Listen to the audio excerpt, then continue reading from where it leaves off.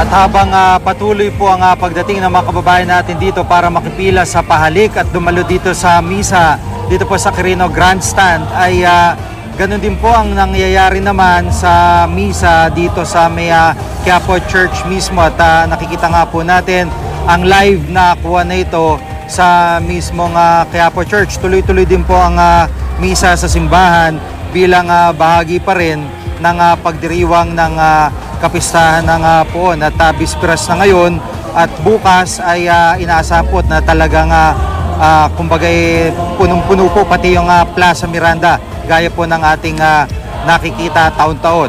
Dahil naman sa inaasahang dami ng tao na makikisa sa translasyon bukas, nakiusap ang pamunuan ng Quiapo Church at lokal na pamahalaan ng Maynila sa mga deboto na sundin ang bagong ruta ng prosesyon.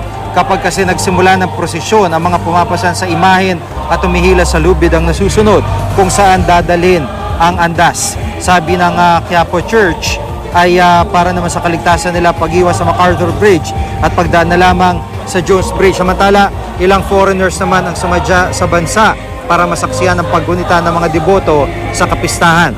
Ang ilang Ukrainians sa narito, deboto raw ni Jesucristo, kaya isinibay nila sa kapistahan ang pagbisita sa bansa. May mga Pranses din na hanga sa debosyon ng mga Pilipino at nais na masaksihan ito.